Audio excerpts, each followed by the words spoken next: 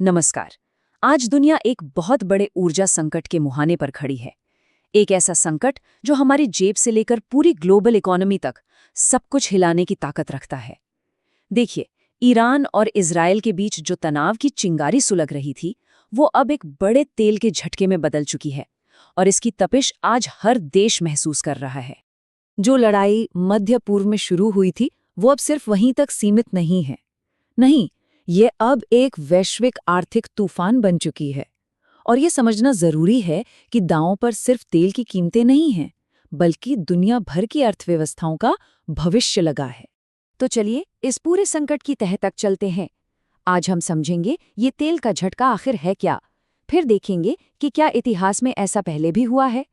इसके बाद जानेंगे कि भारत की इकोनॉमी पर इसका क्या असर पड़ रहा है और आखिर में बात करेंगे कि अब आगे का रास्ता क्या है। तो सबसे पहले ये समझते हैं कि ये तेल का झटका, ये ऑयल शॉक आखिर है क्या और ऐसा क्या हुआ कि इसने पूरी दुनिया के बाजारों में इतनी खलबली मचा दी है। चलिए इसी से शुरुआत करते हैं। जरा इन आंकड़ों को देखिए। दिसंबर 2025 में जो कीमत करीब $59 प्रति बैरल थी, वो मार्च 2026 आते आते यानी सिर्फ 3 महीने में लगभग 2 गुनी हो गई, सीधे $115 के भी पार। ये कोई मामूली उछाल नहीं है, ये एक सीधी सीधी चेतावनी है कि पूरी दुनिया की अर्थव्यवस्था एक बड़े खतरे की ओर बढ़ रही है। और ये जो $115 प्रति बैरल का आंकड़ा है ना, ये सिर्फ एक नंबर नहीं है, ये दुनिया की इकोनॉमी के लिए एक अलार्म बेल है।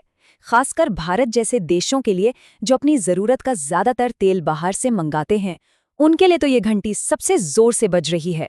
क्योंकि जब भी कीमतें इस साइकोलॉजिकल लेवल को पार करती हैं, तो ग्लोबल रिसेशन यानी वैश्विक मंदी का डर सच होने लगता है। तो इस आग को हवा कहाँ से मिल रही है? इसकी जड़ है इजराइल और ईरान के बीच बढ़ता हुआ मिलिट्री कॉन्फ्लिक्ट। और ये संघर्ष हो कहाँ रहा है? ठीक उसी जगह जो तेल उत्पादन का दुनिया में सबसे बड़ा सेंटर है। और जब अमेरिका जैसी ग्लोबल पावर्स भी इसमें कूद पड़ती हैं, तो सिचुएशन और भी विस्फोटक हो जाती है और सीधा सवाल उठता है तेल की सप्लाई की सेफ्टी पर।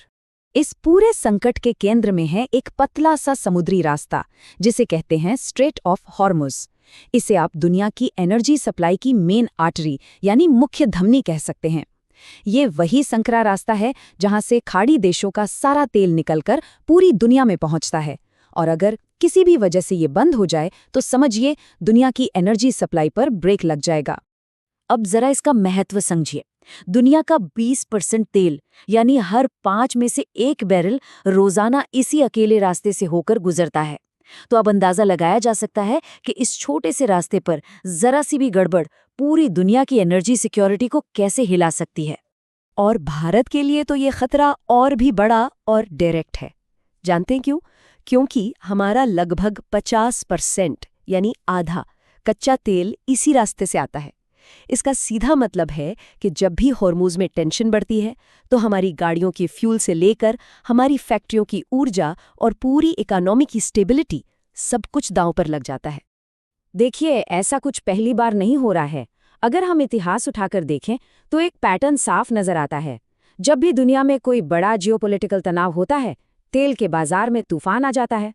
तो चलिए जरा पीछे मुड़कर देखते हैं कि इतिहास हमें आज के इस संकट के बारे में क्या सबक देता है।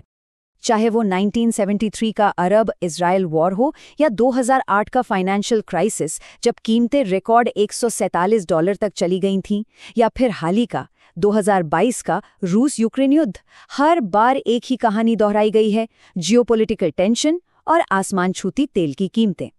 ये एक ऐसा पैटर्न है जो बार बार हमारे सामने आता है और हमें आने वाले खतरे की चेतावनी देता है। और इसका असर हमारे शेयर बाजार पर तो तुरंत दिखाई दिया। जैसे ही तेल की कीमतें बढ़ने की खबर आई, इन्वेस्टर्स में एक तरह का पैनिक फैल गया और मार्केट धड़ाम से नीचे आ गया। सिर्फ एक दिन में सेंसेक्स और निफ्टी में लगभग 3% की भारी गिरावट। ये साफ दिखाता है कि हमारी अर्थव्यवस्था तेल की कीमतों के साथ कितनी गहराई से जुड़ी हुई है। तो चलिए अब जरा और गहराई से समझते हैं भारत की स्थिति को। एक ऐसा देश जो अपनी जरूरत का ज्यादातर तेल इंपोर्ट करता है, उस पर इस संकट का असर कितना और कैसा हो रहा है। ये आंकड़ा वाकई चौंकाने वाला है। भारत अपनी जरूरत का 85% कच्चा तेल बाहर से मंगाता है, ये जो इतनी बड़ी निर्भरता है ना, ये हमें ग्लोबल मार्केट के उतार चढ़ाव के सामने बहुत वल्नरेबल बना देती है। मतलब साफ है, जब भी दुनिया में तेल महंगा होता है तो उसका सबसे सीधा और सबसे तगड़ा झटका हमें ही लगता है। तो सवाल ये उठता है कि तेल की बढ़ी हुई कीमतों का हम सब पर यानी आम आदमी पर क्या असर होता है। देखिए, ये एक चेन रिएक्शन की तरह काम करता है। सबसे पहले कच्चा तेल महंगा हुआ, जिससे पेट्रोल और डीजल के दाम बढ़ गए। इसके बाद ट्रकों का भाड़ा यानी ट्रांसपोर्टेशन कॉस्ट बढ़ गई, और इसका नतीजा हमारी थाली की सब्जी से लेकर घर के रोजमर्रा के सामान तक सब कुछ महंगा हो जाता है। इसी को कहते हैं महंगाई का रिपल इफेक्ट। और बात सिर्फ महंगाई तक ही सीमित नहीं है। जब हमें तेल खरीदने के लिए ज़्यादा डॉलर्स खर्च करने पड़ते हैं तो हमारे देश का जो विदेशी मुद्रा का खजाना है वो कम होने लगता है। इसी को टेक्निकल भाषा में करंट अकाउंट डेफिसिट कहते हैं। आसान शब्दों में कहें तो हमारी कमाई से हमारा खर्चा ज़्यादा हो जाता है, और ये चीज़ हमारी पूरी इकोनॉमी को कमज़ोर बनाती है। तो कुल मिलाकर तस्वीर क्या बनती है? एक तरफ तो करंट अकाउंट डेफिसिट बढ़ रहा है, दूसरी तरफ डॉलर के मुकाबले रुपया कमज़ोर हो रहा है, और इन सब के ऊपर देश की ग्रोथ की रफ्तार पर भी ब्रेक लगने का खतरा है। यानी ये तेल का झटका हमारी इकोनॉमी के लिए एक ट्रिपल थ्रेट है, एक तहरा खतरा जो हमारी विकास दर को 7% से घटाकर 6% पर भी ला सकता है। तो सवाल ये है कि इस तूफान से निकलने का रास्ता क्या है? चलिए अब देखते हैं कि इस मुश्किल घड़ी में भारत और पूरी दुनिया के पास क्या ऑप्शंस हैं और आगे का रास्ता कितना चैलेंजिंग हो सकता है। अच्छी बात यह है कि भारत के पास इस संकट से निपटने के लिए कई टूल्स हैं। सरकार अपने स्ट्रैटेजिक पेट्रोलियम रिजर्व यानी इमरजेंसी के लिए रखे तेल का इस्तेमाल कर सकती है, पेट्रोल डीजल पर लगने वाले टैक्स को कम करके आम लोगों को कुछ राहत दे सकती है, और रिजर्व बैंक ऑफ इंडिया रुपए को और ज़्यादा गिरने से बचाने के लिए मार्केट में इंटरवीन कर सकता है। तो आगे क्या हो सकता है? मोटे तौर पर देखें तो 3 सिनेरियो बनते हैं। पहला और सबसे अच्छा सिनेरियो डी-एस्केलेशन, मतलब डिप्लोमेसी काम कर जाए, लड़ाई रुक जाए। अगर ऐसा होता है तो तेल की कीमतें धीरे धीरे नीचे आ सकती हैं और दुनिया की इकोनॉमी को संभलने का मौका मिल जाएगा। दूसरा सिनेरियो थोड़ा मुश्किल है, एक लंबा खिंचने वाला कॉन्फ्लिक्ट। अगर ये लड़ाई चलती रहती है तो तेल की कीमतें भी लंबे समय तक 100 से 120 डॉलर के ऊंचे लेवल पर बनी रहेंगी। इसका मतलब होगा पूरी दुनिया की अर्थव्यवस्थाओं पर लगातार बना रहने वाला दबाव और धीमी ग्रोथ।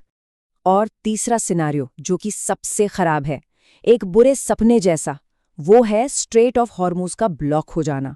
अगर ऐसा हुआ तो ये एक ग्लोबल कैटास्ट्रफी होगी, एक आपदा।